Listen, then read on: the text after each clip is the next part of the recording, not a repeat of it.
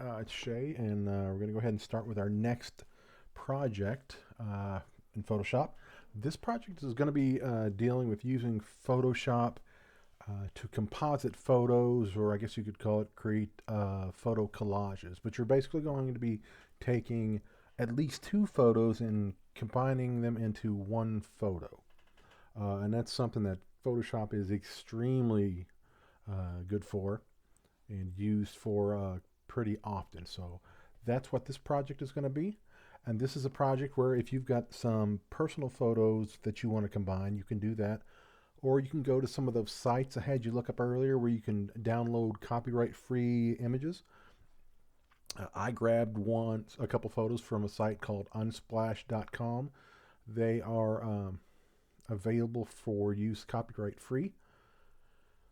So on here, what you want to do is you'll just want to kind of think about what you want to put together. Maybe you want to put together a scene of some sort that tells a story, or maybe you want to put yourself in a new location. Maybe you've got a photo of you that you want to put, I don't know, in some sort of exotic locale. But I'm going to do something, and I'm going to just use a couple animal photos for this. So you just go and browse around, and this just gets down to playing and having some fun with your ideas and trying to come up with some fun ideas to try to realize. So I went on here and did some searches for animals, and then you can also search for, let's see, I did some search for interiors and nature, but you all have some that you found in a previous week, but you can go to Unsplash and look there too. Just wherever you want to grab them from, that's fine for this. So I did some searches for architecture and came up with a couple photos of animals and architecture. So the way we're going to start with this is you'll download your photos and download them at the highest resolution you can. Like on Unsplash, when you go to download, let's just pick one. Download free. So you can download a small, medium, or original size. Whichever of these has the largest numbers, that's going to be the largest size. It's going to have the most detail. And the more detail you get in your photos, the better off you're going to be when you're trying to edit them. So always, wherever you download from, grab the largest size image you can get. Okay? And then once you've done that, you'll want to open them up in Photoshop. So I've got this photo that I've downloaded, and then I've got this photo of this rooster. So I'm going to combine these. I like monster movies, Godzilla, and all that kind of stuff. So I'm going to have this giant rooster uh, terrorizing this rainy street in the city, downtown. So the first thing you want to do is, like you notice when you open this photo, you've got a background here. The background is the photo. I'm going to go to the rooster image. I'm going to go to select all, and then I'm going to go to edit, copy. I'm going back to my photo here. I'm going to go to edit, paste. So there's my photo. What I want to do is, okay, puts this rooster layer on top. Okay.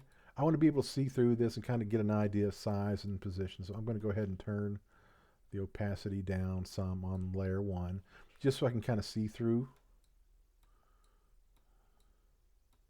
And depending on the image, this might be a little difficult to see through, but I know that I want to put the rooster behind this building right here and in front of this building.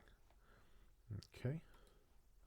So what I'm going to do is kind of zoom up and take a good look, and I think the size is good for him because he's going to be like a giant rooster. So I'm going to just kind of position him about where I want him to be. So when I'm looking up over the top of this building, behind this building in front, and so we get a little bit of his side peeking out from behind it. Now all of this down here will be masked off, right? Because we're going to create a mask that hides him behind here. Okay. So what we want to do is when you're working in Photoshop and working on a layer, you bring it over. Typically, pixels fill this layer, right? Now, if you turn the background layer off, you'll see this checkered pattern. That means that there is transparency available in this layer, which is going to always be the case. what that means is I can go in with the erase tool and on this layer, make sure I've got my opacity up all the way up here on my eraser tool. And I can get a big brush and I can go in and erase, erase, erase. And that will remove those pixels. And then I can erase all the way around this. Just get right up on the edge.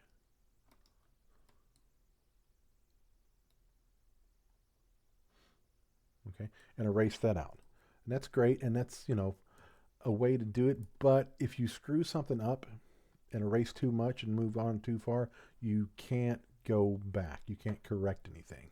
So instead, what you want to do is, rather than erasing this, Photoshop has the ability to create what are called masks, and think of it like a stencil.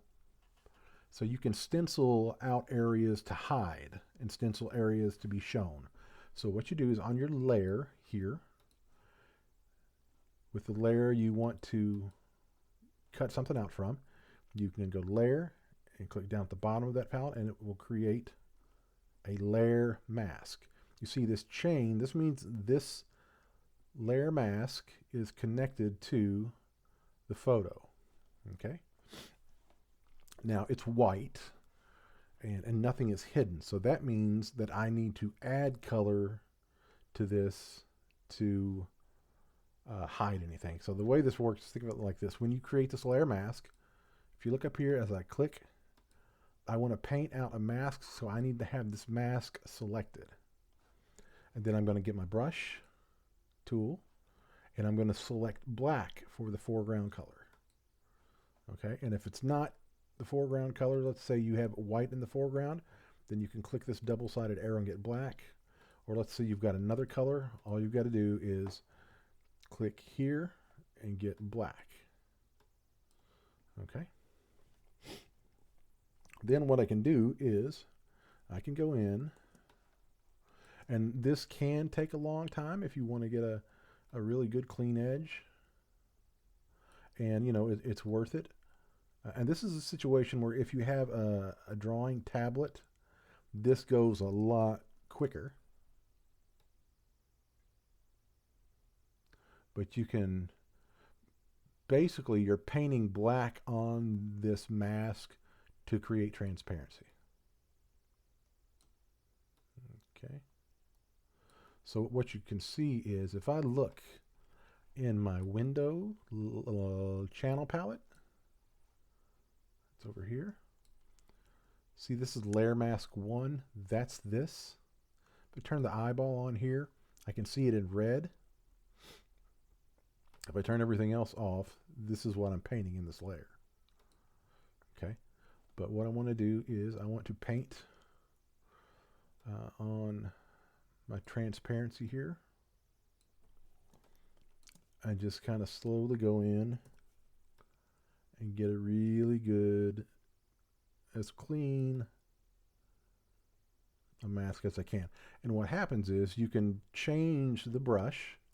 Again, you can right click and you can have a softer edge, a larger brush. So if you've got an area that's really soft, that you need a softer mask on,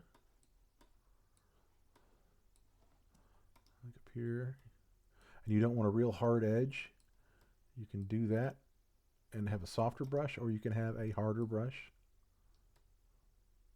if you need a good, real crisp line.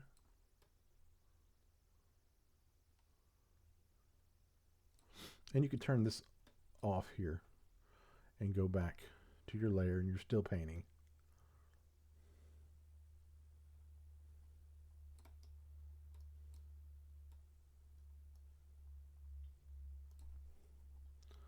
Okay, so you get the idea, right? And eventually what you end up with is, oops, something not that much, but you can go in and take off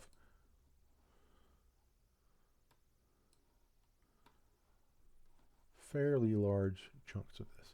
Now, something else you can do is, rather than trying to do this all with a brush, because this photo has a very clear focal point being the rooster, let's try this. Let's go to select subject. So Photoshop kind of guesses that this is the main subject, and I'm not sure exactly how it does it. I guess it probably has to do with the degree of sharpness, how sharp an object is, because you can see the rooster is really sharp in terms of the detail, and the background is really blurred. So it will go in and make a selection around this. Okay, and there are some different settings you could use. So you could change the smoothing, turn that up, and go to select subject. It didn't do a whole lot there. But what that does is that creates a selection. Okay, and what you can do with the selection is you can, with the selection made, and you see this line around it, that's called a marching ant line. That indicates anything inside of that line is selected. So if I get my brush and paint on my mask, well, that erases everything. Now this is not the part I want to erase. So what I can do is, with this selection loaded, I can go to the select menu and do an inverse. Now you can see it inverts the selection. What I can do then is, with a great big old giant brush, I can just boom, boom, boom. And I've gotten rid of most of that. Then I can deselect. So just go to select, deselect. Okay. And so now I've got this. Now that selection mask we did, select subject, it didn't get everything. Like, I've got to go back and kind of clean up some stuff here.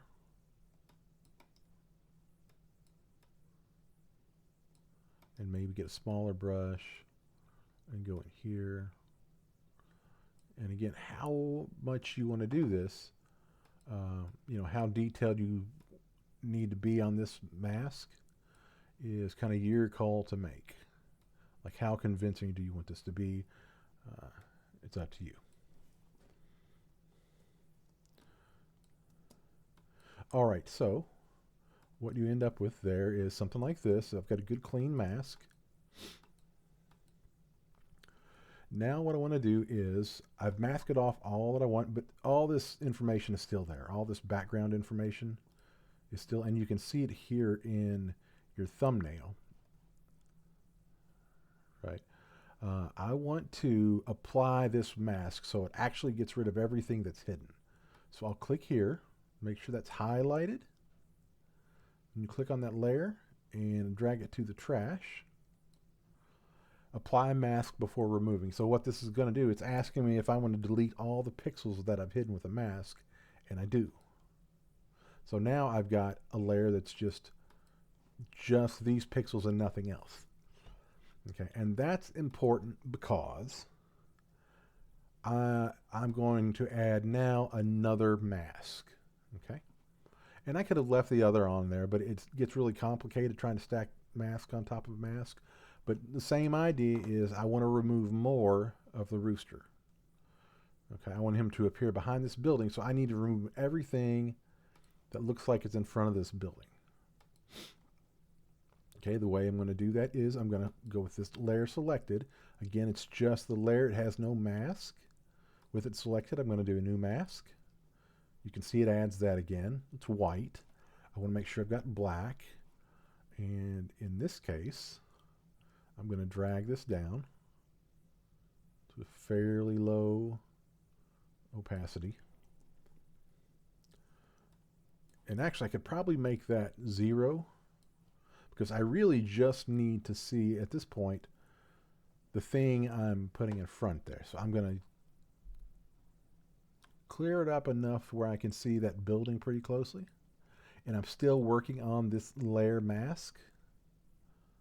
And this is one of those tricky things about Photoshop that you may have to watch a couple times to get the hang of it.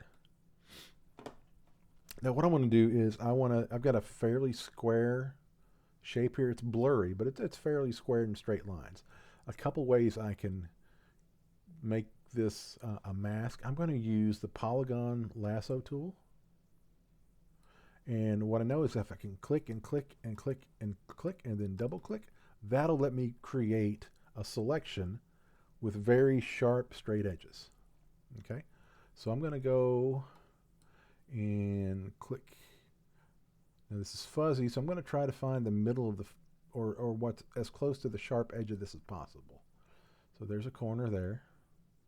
So this is where, you know, the photo you choose also matters for this. And I'm trying to find the hard edges of this building. There's a hard edge there. It's here, here, here.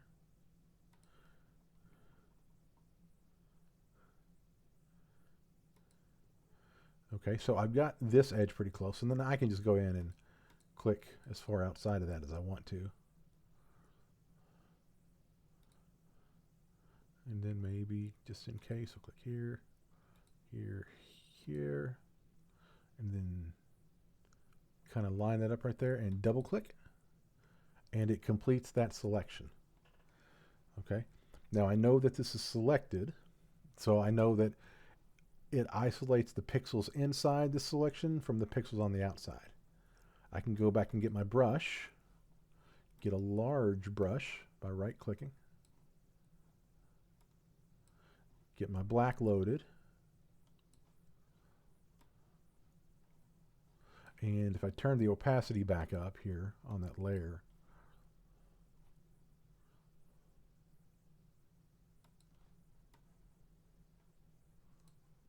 oh, I've done something wrong here. Okay, I accidentally selected on the rooster here. All right, so let's go back. There we go. So I'm painting inside this selection.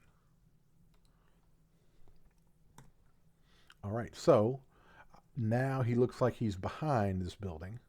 A couple problems we have to deal with now is this edge here is really sharp. It's a really sharp edge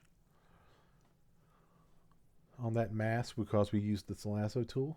So we want to blur that up a little bit. I'm going to get a smaller brush. Down here, you'll have the smear tool or smudge tool. If you click and hold, you'll get a blur tool. You can select the blur tool, select the strength, and you can go in and on the layer mask part here, that's the one on the right, you can go in and using that blur tool, soften that edge. Okay, and you want to soften it more to mimic what it looks like here on the photo. By doing that, it's going to help blend in your image a lot better. Give it a softer edge, it fits better.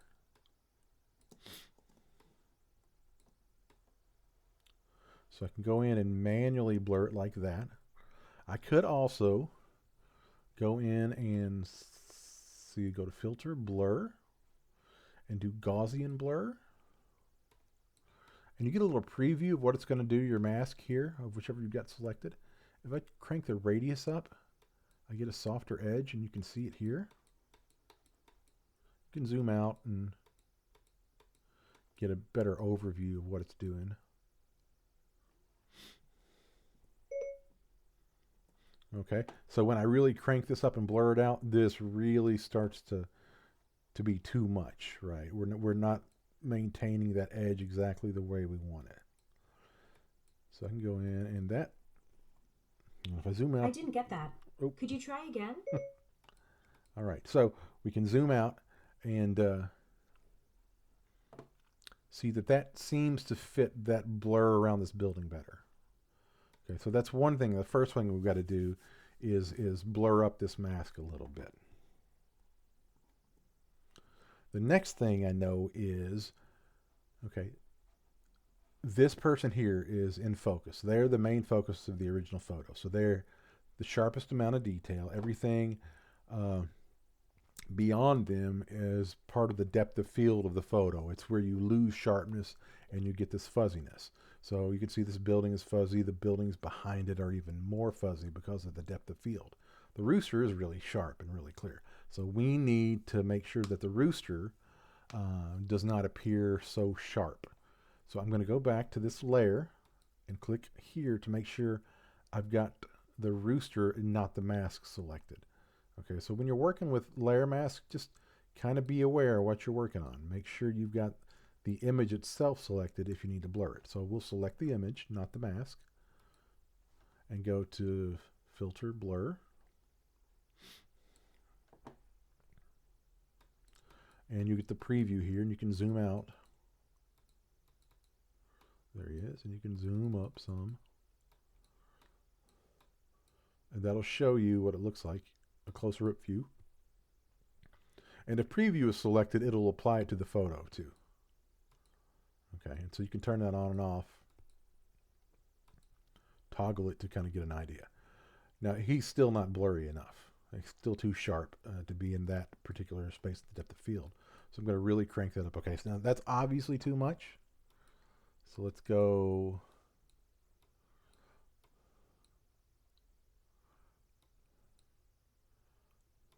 Now, when I look here, we lose just a little bit too much detail at 13.4.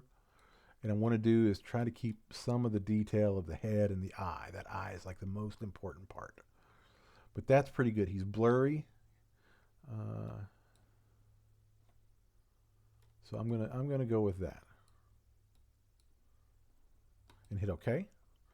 And then I like to kind of hit Edit, Undo, and then Edit, Redo, just to toggle that and make sure I like where I'm at. So now he looks more like he's in the same space in the photo as this building. Okay, he looks like he's in the proper space for the depth of field of the photo. So that's two things now we've done to blend this together.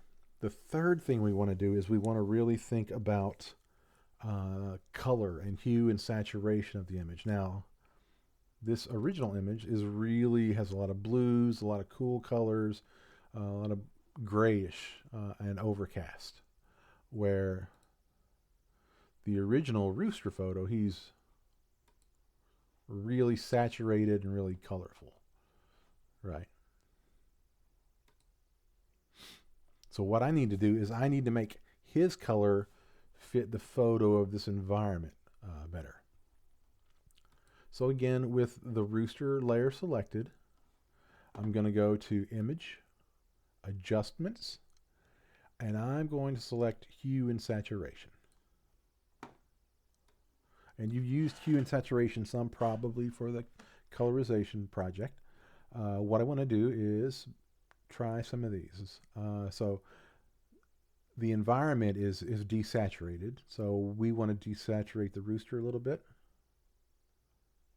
We don't want to take all that color out, right? But we want to make it not so saturated. So I'm just going to bring that down just a little bit. And I might play around with the hue slider to see if I can. Now see, I can't give it that blue cast that I wanted. All right, so the hue is not something I want to change in this instance. Okay, lightness. No, that doesn't look right. We lose some of the detail in it. So maybe just make a small adjustment to the lightness and hit OK. Or I can, if I hit turn preview on and off, then I can check it and see. And that actually looks pretty good with just a little bit of a lightness adjustment. So hit OK. Now the color's still not right. It still doesn't have that bluish color that I want. So I'm going to go back to Layer, or actually Image and Adjustments. Adjustments is where you can make changes to color, to contrast, to lightness and darkness. All those are here. And if I click on Photo Filter, what that allows me to do, it allows me to provide or apply a filter that either warms or cools a photo. And so it's got a list of selections. Now I know the photo is more blue, so I'm going to try out a cooling filter. Okay, that did a little bit. If I can drag this slider, that's way too purple, right? I don't like that. Or I can do the second cooling filter, and none of those really give it that kind of greenish color that I want, that kind of, or this grayish green that I'm looking for. So I'll go down to, let's see what green does. That's too green, maybe cyan. And maybe we'll crank this up a little bit. Violet. And, you know, typically I'll just try all these until I find something that looks pretty good. And really, I think cyan is our best bet, maybe. And as I increase this, it adds to it, but I don't like it that much, so. And if I toggle preserve luminosity on and off, that affects it a little bit. And again, a lot of Photoshop is just playing around. See, okay, so there we go. So that looks better. If I undo that, this is where I started. And that's where I ended. So there and there. Not a huge difference, but it makes a big difference, if that makes any sense. All right, so now he feels like his color is a little bit better. I'm going to go back to hue and saturation. Just maybe do one more little adjustment to saturation, because it looks like it's a rainy day, so he's going to be in the rain, and that's going to affect the way color looks too. The last thing I'm going to do here is he's behind this building, so I want to add a little bit of a shadow to give it a little bit of depth and indicate that he's behind there a little bit more. So over here on my tool palette, I'm going to select my burn tool. The burn tool will darken images in different ways. I'm going to select a decent sized brush, and I'm going to use a very soft edge on it. Now up at the top here, you've got, for the burn tool, you've got a range of midtones or shadows or highlights. This is what you're going to darken. You can either darken the highlights. So if I click darken highlights, it's going to find the lightest parts of the image and darken those and leave the midtones and the shadows unaffected. If I select midtones, it's going to darken the midtones more. And this is one of those things you kind of play around with. You'll figure it out more. Shadows, it's only going to darken the darkest areas. Or it's most strongly going to darken the darkest areas. So midtones actually seems to get this area I want to darken. Exposure is like how intense that is. I like to work with the exposure at a very low setting and build up. And I'm going to get a little bit bigger brush here and just do some quick passes. Okay, so now we've created a little bit more depth. Maybe have gone too much, so I can undo that a couple times and turn my exposure back down even more. And just do this in really small little steps. But all in all, for a quick 30 minutes of work, that works pretty well for me. So then what I can do is I want to merge this into one single layer. The way you do that is you go to Layer, Flatten Image. Now when I do this, it's going to get rid of my mask and I'm not going to be able to adjust anything. So I'm going to hit OK. Now I've got one single layer, which everything is in. If I wanted to, I could go in and run a little bit of filters. Let's say I want to kind of try to bring it a little bit more together. I can go in and blur the entire image just a bit, and I'm talking just enough to kind of merge it just a little bit more. It's not a huge difference, but it just blends that one little step more. I could go in and I could add noise to it, again, to kind of maybe blend that a little bit better. So this creates a little bit of a photographic noise Okay, now see how much better that blends in with just that little bit of noise. And I'm going to crank that down just a tiny bit to where it's really subtle. Subtlety is the key with using Photoshop. Okay, now that's pretty convincing. That looks like, it's there. It looks like things are in the right space. It looks more like a photo taken at one time. So play around with filters some too. Those are a lot of fun. You can do a lot of stuff with filters, but that's the idea of this assignment, is that you take two photos and put them together using layers and layer masks in particular. So what you want to focus on is learning how to use your layer mask. You want to focus on being able to adjust color so that they feel like they belong together. Sometimes that's oversaturating a color. Sometimes it's undersaturating a color. Sometimes it's changing the hue of a layer. So you'll need to play around with your adjustment layers some. And then you could play around with filters and see if any of those help to kind of bring it together one last little bit. All right. And once you've completed this, what you want to do is save it as a JPEG. So do File, do Save It, and actually, save it while you're working in case your computer crashes. But the one you turn into me, make sure it's saved as a JPEG file with your name and project number, which I think this is Project 7, but I'm going to just put project number here. Do that, and then save it wherever you save your files. You want to use the largest file JPEG compression for this. Actually change it to a compression of high with quality of 8. That'll make it a 5 meg or a smaller file size. So see, here's the small file size will end up, it'll show the file size over here, right? I'd like it to be a not so huge file size. So let's do it about 8. And you'll get a more manageable file size. It shouldn't matter a whole lot in the end in terms of the quality of the photo or anything. It's just a way to kind of save space and make these things upload a lot quicker. Okay, so I want you to turn in your file to me. I'd also like you to include the downloaded photo so I could see the two you started with. Okay, and I'll put that all in the specs for the assignment. So that's the idea of it. I'll just show you another quick example that I worked up. All right, so we have bird on a skateboard. The original was this guy here on a skateboard. So I had to go in and take him out.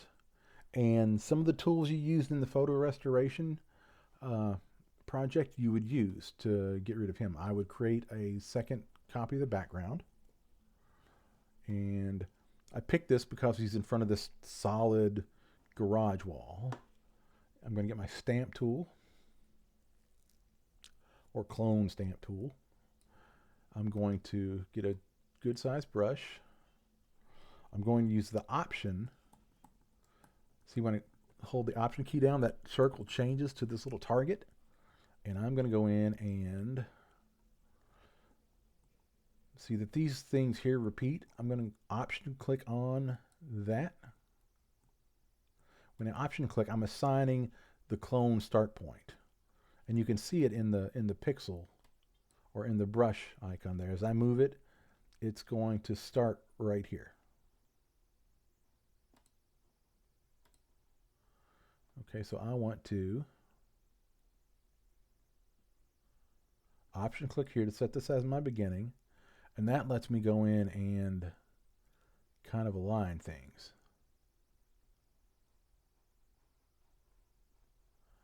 And then that's a quick way. Oops, we got his face. We'll fix that later. Depending on the background you've picked, this is a nice way to kind of clone things out. Now, I probably could have found a background that was completely clear and then gone in and found a skateboard that was pretty much clear. Okay, now what I want to do here is I want to start in the same spot here. So I'm going to set that again. This time I'm going to go over here.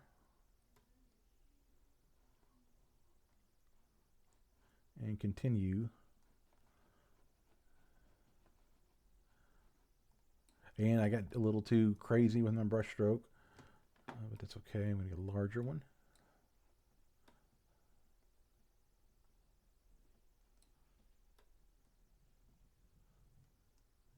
And I'm going to continue to take him out of the photo.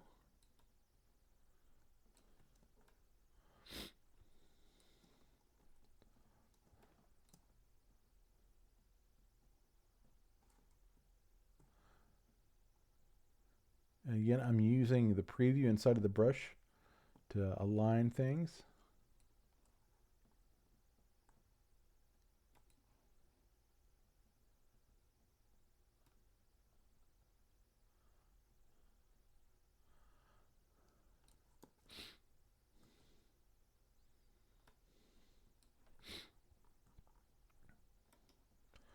And I'll continue on with this until I end up with a background that looks like that.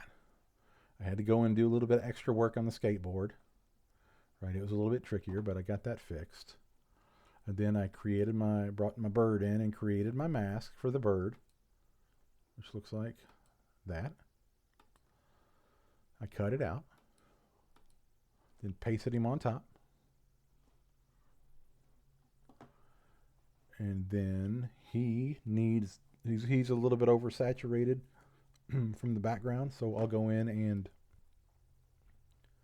do, let's see, oh, I gotta make sure I'm selected on that layer.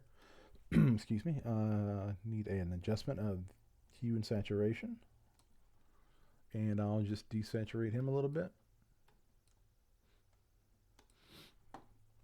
The other thing I did is we get a shadow under, excuse me, a shadow under the skateboard. So I'm going to get my brush tool. I'm going to create a new layer on top of that. I'm going to get black for my color here. And I'm going to get my brush and a soft edge. Pretty good. Let's see, about that size brush. And I'm going to just kind of line this up and draw a line out, straight line. Holding down the shift key will give you a straight line. Then I'm going to go to the filters, blur, do a motion blur. Now this, there we go. So what the motion blur does is, by rotating this, it changes the direction that blurs. Now if I look at the shadow on the skateboard, it's blurring horizontally pretty much with no angle. Okay, so I'm going to do that. The further the distance, the more it blurs. So I'm going to do that. Now I can move it, get the selection, or get the move tool. With that layer selected, I can go in and can move this and put it under there a little bit more. I can take the opacity down a little bit. I can change that to multiply to help it blend in a little bit better.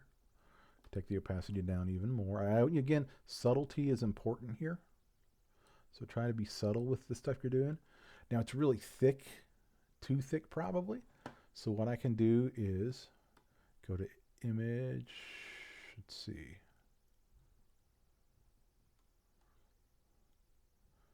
Adjustments. I want to do an image transform. That is Command T on your keyboard. It's also somewhere up here, but I just know the keyboard command by heart. And if I click and drag that, it lets me, if I hold down the Option key or the Command key, it lets me grab one of those squares and I can kind of go in and change the shape of that a little bit and the thickness of it. All right, and then I like to go in and turn it on and off. And it's almost there, but I think it could be blurred a little bit more. So we'll go back. I'm going to do a Gaussian blur on it. which blurs the whole thing, not in a direction, right?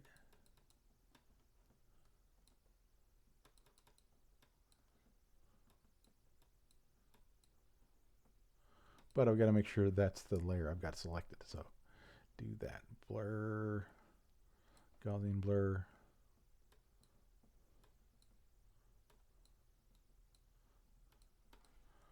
And now we've got a skateboarding bird with a shadow where we started with that guy.